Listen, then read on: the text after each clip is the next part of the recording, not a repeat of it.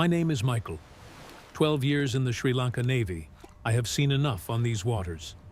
I have seen storms tear wooden boats apart like sheets of paper. I have seen bodies drifting after fishing vessels capsized. I have seen sharks circling ships at midnight, their gray fins silently cutting through the water like blades. But that morning, I had never seen anything like it. It was the third consecutive day of patrol. The northeastern sea of Sri Lanka in September is not gentle, and the monsoon had passed, but the waves were still restless, our patrol vessel rocking lightly with each swell. It was not fully dawn yet. That pale bluish-purple haze along the horizon, the sun not yet risen but bright enough to see each other's faces clearly. I stood at the bow, holding a cup of still hot coffee, my eyes on the sea out of habit. Not because duty required it at that moment, just the habit of someone who has stood watch for too many years. My eyes automatically scanned the surface, looking for things that did not belong there. And then I saw it. A dark speck, large, lying on the water about 2 nautical miles east of our ship. I squinted. Not debris, not wreckage. It was moving. I set the coffee cup down and walked quickly toward the bridge. "Lieutenant," I called, my voice calm but firm. "There's an unidentified object to the northeast. 2 nautical miles, requesting a course change for approach." Lieutenant Pereira, the commanding officer of the ship that day, lifted his head from the charts, looked at me for a second, then nodded. He knew that when Michael said unidentified object, it was not something ordinary. The ship changed course. The engines slowed. As we moved closer, I raised the binoculars, and I froze. My hands tightened around the ends of the binoculars. My heart pounded once, hard, then seemed to stop for a second.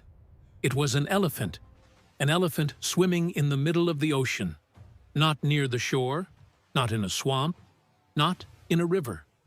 In the open ocean, at least 15 kilometers from the nearest land, a massive elephant struggling on the surface, its trunk occasionally rising above the waves like a desperate breathing tube.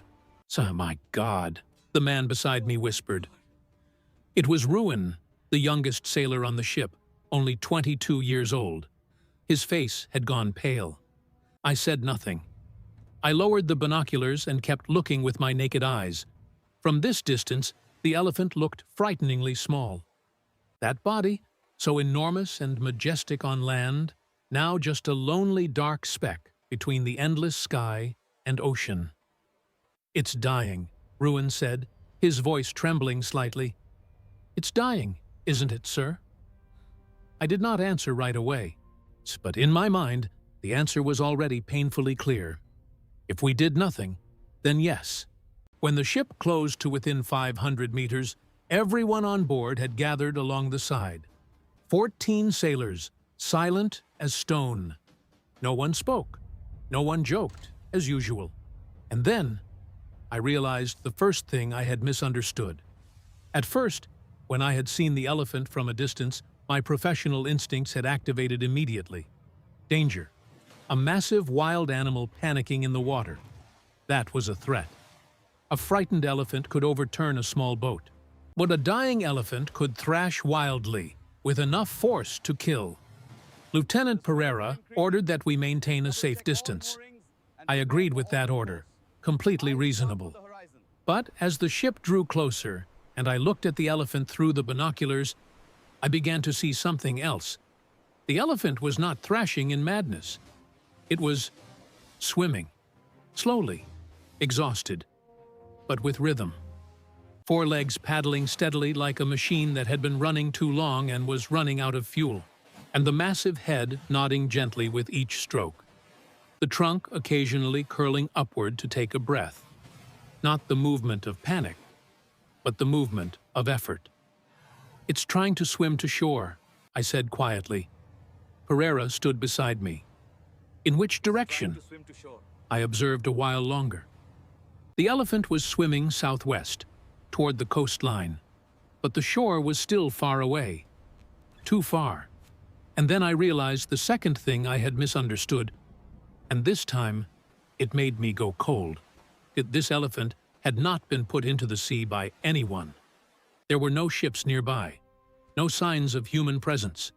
It had come out here on its own, or had been carried out here. I remembered the heavy rains last week. Floodwaters from the rivers had poured down, rising unusually fast. And I understood. This elephant could have been swept out to sea by the floodwaters during the night while drinking or crossing a river. It had not chosen this. It had done nothing wrong. It was just trying to survive. How many hours had it been swimming like that? 1 hour? 5 hours? All night? That question clung to me as I watched that enormous body battling each wave. We can't pull it onto the ship. That was the first thing Pereira said when we entered the emergency briefing room. He was right.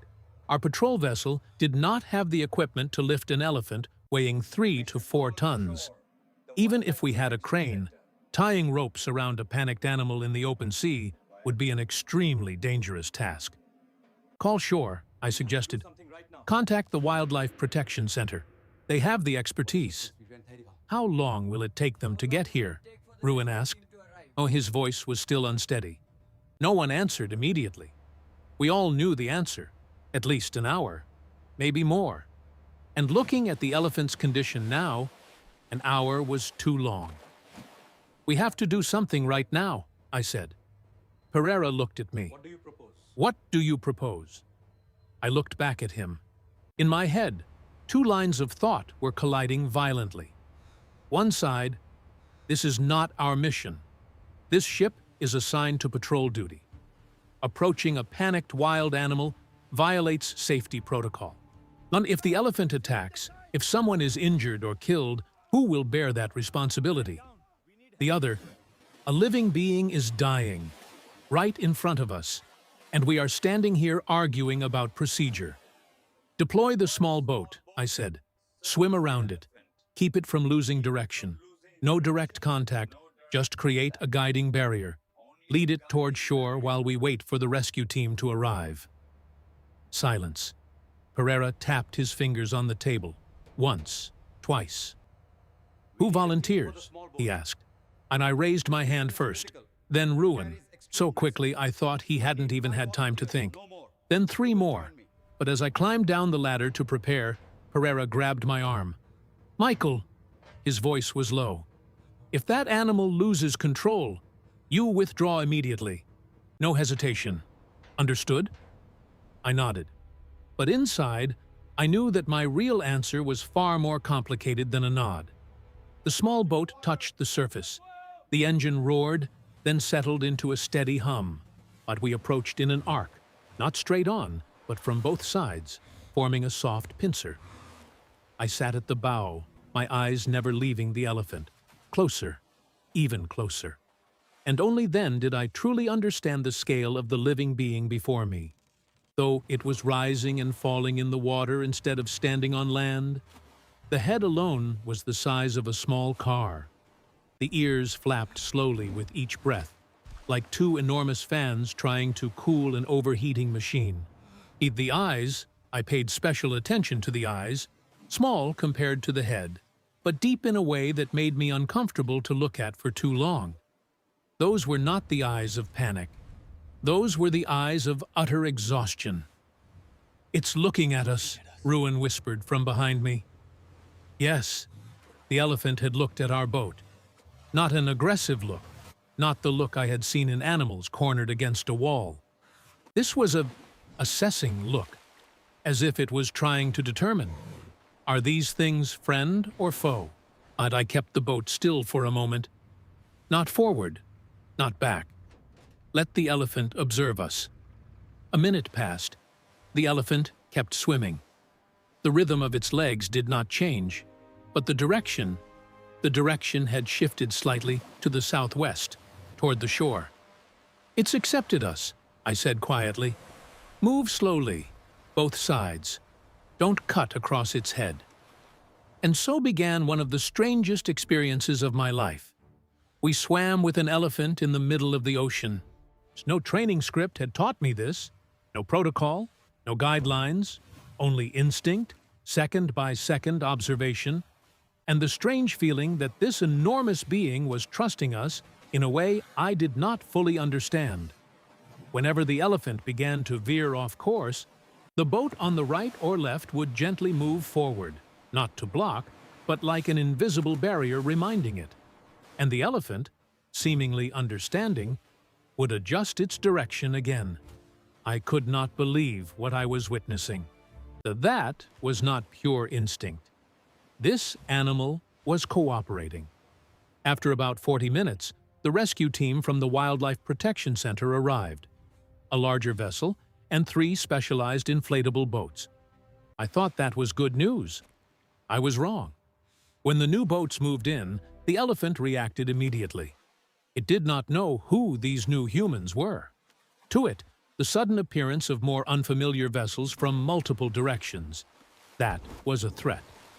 The elephant surged, and the first surge created a wave strong enough to push our boat nearly 2 meters off course. Ruin almost fell overboard. I grabbed his collar in time. "Stop!" I shouted toward the new boats. "Stop! Keep your distance!" But the loud noise of multiple engines, the sound of people calling to one another, all of it only made the elephant more panicked. It began to swim in the wrong direction, toward the east, out to open sea, farther from shore. I made a decision in less than 2 seconds. "Oh, Ruan, follow it. Just us. The other boats fall back." Ruan looked at me. "Just the 2 of us?" "Just the 2 of us."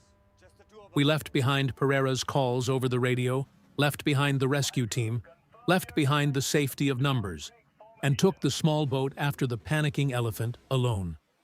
That was when I was truly afraid. Not afraid of the elephant, but afraid that I had misunderstood, that the cooperation I thought I had seen earlier was only an illusion, and that now the elephant was simply swimming while we were following behind like 2 fools. But I had no other choice. We followed it. It took nearly 15 minutes for the elephant to calm down. 15 minutes, during which I kept the boat running parallel, not moving any closer, not creating any additional stimulation, just being there, like an invisible anchor. And gradually, the elephant's swimming rhythm slowed. Its direction changed. Once again, it turned toward the southwest, toward the shore. The rescue team had learned from their earlier mistake. This time, they approached slowly, with only 2 boats, from 2 distant sides, without making loud noise. A specialist named Bandara, who had worked with wild elephants for 18 years, slid his boat alongside mine and nodded. "You did the right thing," he said. His voice was as calm as someone commenting on the weather. "Keep your position. Let it lead the way." "Let it lead the way?" Ruin asked in surprise. Bandara smiled for the first time. Elephants know the direction of the shore. Their sense of smell is excellent, and we don't need to lead it. We just need to make sure it doesn't lose faith in that path. And that was when I understood. For the past several hours, perhaps longer before we had even appeared, this elephant had known where it needed to go. It was not lost. It was simply exhausted, and that exhaustion had taken away its certainty. We were not saving it in the sense that we were pulling it back to shore. We were only beside it. Enough so that it would not feel alone with a task it could not complete by itself. That moment left me silent in a way that is difficult to describe. 3 hours after we first spotted the elephant, its first foot touched the seabed. We knew because the rhythm of its swimming changed, from horizontal paddling to something different, something steadier. The elephant's head lifted higher, its trunk stretched straight forward. Ruin began to cry. He did not hide it. He just sat there, both hands still holding the oars, tears streaming down his cheeks. I did not cry, but I could not speak either. We stopped the boat about 50 meters from shore and watched. The elephant waded into the shallow water. one step at a time, slowly, like a drunk trying to walk in a straight line. Twice, it nearly collapsed, and each time, Bandara and his team were on either side, not touching it, just standing close enough that if it fell, they could serve as support. When the water reached only its belly, the elephant stopped. It stood still for a very long moment. Then the trunk slowly curled upward, not toward us, not toward the sky, but straight ahead, toward the green canopy at the forest's edge in the distance, as if it were scenting for something, or someone. Bandara stood beside me now. "It's herd," he said quietly. It's looking for its herd. "It's looking for its herd." We said nothing more.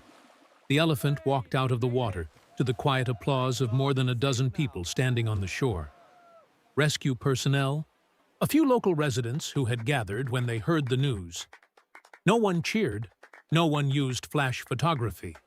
Bandara had instructed beforehand, silence, and the elephant stepped into the shade of the trees without looking back. That night, on the way back to port, Ruan sat beside me at the bow, the exact spot where I had stood drinking coffee that morning. "Do you think it'll be okay?" he asked. "Bandara says wild elephants recover very well if they make it back to their herd," I replied. "But that's not what I meant." Ruan looked out at the dark sea. "I mean, do you think it knows we helped?" I did not answer immediately. That question did not have an easy answer. 12 years in the Navy, I have rescued people. People drifting after shipwrecks, fishermen caught in storms, migrants on unseaworthy boats. I know what it feels like when the person you save looks at you and says, "Thank you." I know what that looks like.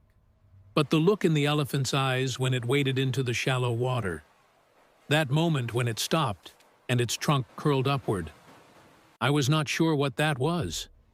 Not gratitude in the way humans understand it, but not nothing either. "You know," I finally said, "this morning, when I first saw it through the binoculars, I thought this was a mission, an object that needed to be handled." Ruan looked at me. "And then I looked into its eyes," I continued. "Han, and I remembered something we tend to forget when we do this job for too long." "What?" I looked out at the night sea, that vast darkness where, just a few hours earlier, an elephant had been fighting it alone. "That not everything needs to be explained to have value," I said. "Sometimes just being there is enough." Ruan nodded. He did not say anything else. Neither did I. The ship moved toward the harbor lights. The sea behind us was dark and calm. And somewhere in the forests of northeastern Sri Lanka, an elephant was searching for its herd.